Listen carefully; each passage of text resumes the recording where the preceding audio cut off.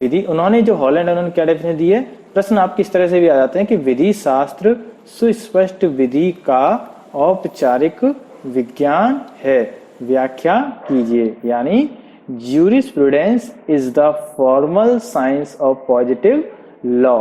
ठीक है, तो ये डेफिनेशन दी गई है। ठीक है, अब इस डेफिनेशन को आपको बताना है किसके द्वारा दी गई है और इस डेफिनेशन का क्या मतलब है, क्या मायने। ठीक है, अब हम आप संक्षेप में बता दें कि ये जो प्रश्न है इसमें हम किन किन चीज़ों को एक तरह से कवर करने वाले हैं।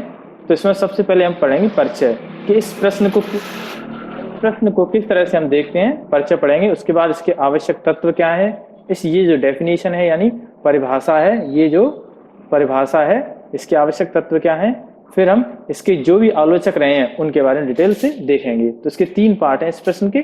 ठीक है, तो ध्यान दीजिए यहाँ पर। चलिए देखते हैं। तो डेफिनेशन क्या है कि विधि शास्त्र सुस्पष्ट विधि का औपचारिक विज्ञान है। यह नव आस्टिनवादी विधि शास्त्री हॉलैंड द्वारा दी गई है। यानी ये परिभाषा हॉलैंड के द्वारा दी गई है, जो आस्टिन के विचारों से ही प्रभावित है, इसलिए इनको नव आस्टिनवादी विधि शास्त्री कहा गया है। इन्होंने आस्टिन द्वारा दी गई परिभाषा में दर्शन के स्थान पर औपचारिक विज्ञान यानी फॉर्मल साइंस का प्रयोग किया है। यानी डेफिनेशन आप देखोगे तो ऑस्टिन की जो डेफिनेशन है उनकी डेफिनेशन से बिल्कुल मिलती है। उन्होंने कहा है कि विधि शास्त्र सुस्पष्ट विधि का औपचारिक विज्ञान ना कह करके उन्होंने कहा है दर्शन है। क्या कहा है उन्होंने? दर्शन। ये ऑस्टिन ने कहा है, जबकि हॉलैंड ने कहा है कि औपचारिक विज्ञान है। तो हॉलैंड ने ये जो अपने विधि शास्त्री थे ऑस्टिन, उनके स्थान पर उन्होंने जो दर्शन का, दर्शन के स्थान पर उन्होंने औपचारिक विज्ञान शब्द का प्रयोग किया है। आगे पढ़ने से पूर्व यह जान लेना जरूरी है कि यहाँ हॉलैंड द्वारा प्रयुक्त सुस्पष्ट विधि शब्द सामंड के नागरिक विधि से प्रभावित है, जो राज्य द्वारा निर्मित और न्यायालय द्वारा लागू की जाती है, जबकि ऑस्टिन ने सुस्पष्ट विधि का आशय सशक्त रूप से कही जाने वाली बात से लगाया है, बात या विधि से लगाया है। तो आप यहाँ पर समझ गए होंगे कि हॉलैंड ने ये जो सुस्पष्ट शब्द प्रयोग किया है ये सामंड के शब्द से, यानी सामंड की जो नागरिक विधि है उससे प्रभावित है, ना कि ऑस्टिन की से। ठीक है, चलिए आगे देखते हैं। साथ ही हॉलैंड द्वारा औपचारिक विज्ञान का आशय उन नियमों से है जो वैध है, ना कि भौतिकवादी।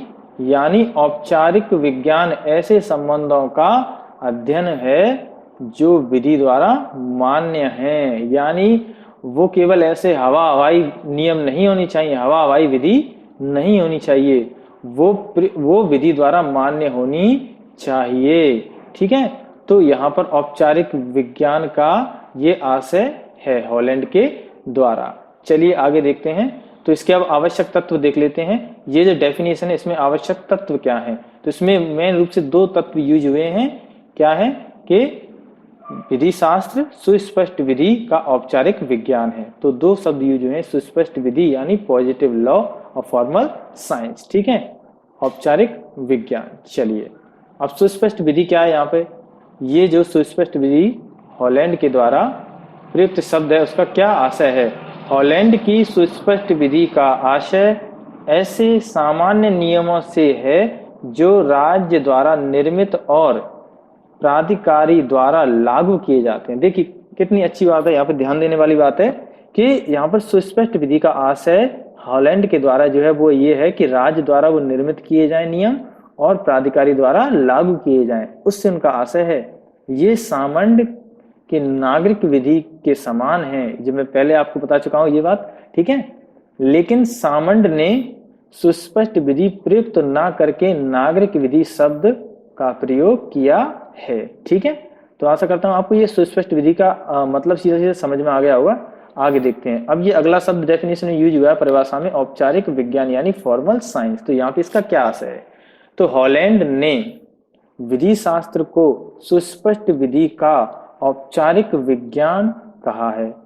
हॉलैंड ने विधि शास्त्र को सुस्पष्ट विधि का क्या कहा है? औपचारिक विज्ञान। तो औपचारिक विज्ञान का क्या आशय है? इनका औपचारिक विज्ञान का आशय उन नियमों से है जो वैध हैं तथा सामान्य तौर पर जिनके विधिक परिणाम होते हैं। एक तो वैध हों और उनके विधिक परिणाम हों। यहाँ भौतिक विज्ञान से कोई संबंध नहीं है।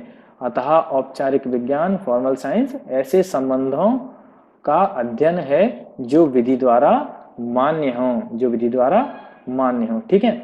अब ये जो डेफिनेशन दी गई है उसकी आलोचना भी की गई है, तो आलोचना हम देख लेते हैं। तो आलोचकों में मुख्य रूप से प्रोफेसर ग्रे, डॉक्टर जैक्स और बकलैंड प्रमुख रहे हैं। तो आलोचकों में मुख्य रूप से 3 विधि शास्त्री रहे हैं, यानी प्रोफेसर ग्रे, डॉक्टर जैक्स और बकलैंड।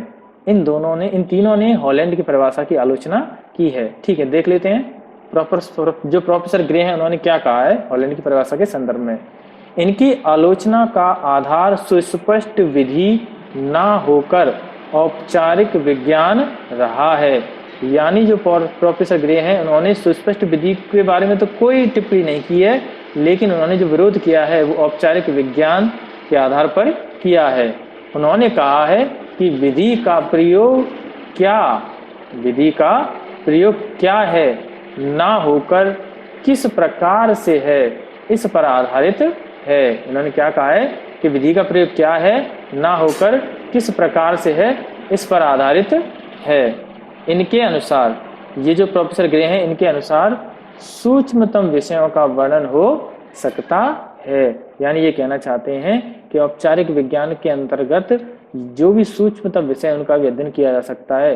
केवल ये नहीं है कि विधि का प्रयोग क्या है, इनका कहने का आशय ये है कि किस प्रकार से, ये भी जरूरी है। ठीक है, चलो अब डॉक्टर जो जैक्स हैं उन्होंने किस आधार पर इसका आलोचना की, इस डेफिनेशन की। उन्होंने कहा है इनके अनुसार विधि शास्त्र मात्र औपचारिक विज्ञान नहीं है, बल्कि वह इसका सूक्ष्म अध्ययन भी करता है। अतः इसे औपचारिक या प्रारूपिक विज्ञान मानना इसके स्तर को घटाने जैसा है। डॉक्टर जैक्स ने कहा है कि इसको केवल आप औपचारिक या प्रारूपिक विज्ञान के आधार पर देखेंगे तो इसके महत्व को घटाने के समान है, जबकि इसका हम विधि शास्त्र का काफी सूक्ष्म रूप से अध्ययन कर सकते हैं। ठीक है, यहाँ पे ये आपके डॉक्टर जैक्स के द्वारा कही गई। ठीक है, अब आपके जो बकलैंड जो विधि शास्त्री थे उन्होंने किस आधार पर आलोचना की है वो देख लेते हैं। इनका कहना है कि हॉलैंड द्वारा सामान्य और विशिष्ट विधि शास्त्र का विभेद करना समुचित नहीं है। इन्होंने ये कहा है कि हॉलैंड द्वारा विशिष्ट विधि शास्त्र और सामान्य विधि शास्त्र का जो विभेद किया है वो उचित नहीं है। हॉलैंड की मान्यता गलत है कि पृथ्वी की भूगर्भीय सतहों की तरह संरचना है। यानी हॉलैंड की ये मान्यता गलत है कि विधि जो है वो पृथ्वी पर उसकी जो भू की जो सतह है उसकी तरह उस पर एक तरह से बिछी हुई है या वितरित है। ये मान्यता गलत है हॉलैंड की, ये बकलैंड का कहना है। ठीक है, चलिए आगे देख लेते हैं। इतनी आलोचनाओं के बाद भी हॉलैंड की विधि शास्त्र की परिभाषा एक अच्छी परिभाषा में मानी जाती है। ठीक है, तो ये था आपका आज का थर्ड क्वेश्चन कि हॉलैंड की डेफिनेशन यानी परिभाषा रिगार्डिंग विधि शास्त्र। ठीक है, विधि शास्त्र। ठीक है, ये हॉलैंड की परिभाषा थी। तो मैं आशा करता हूं कि आपको ये वीडियो पसंद आई हो। इसको ज़्यादा से ज़्यादा शेयर करें और लाइक जरूर करके जाया करें। और जितने आपके फ्रेंड सर्कल में जो आप लॉ कर रहे हैं, LLB सेकंड ईयर में हैं, उनके पास जरूर इसको शेयर करें। चलिए, थैंक यू।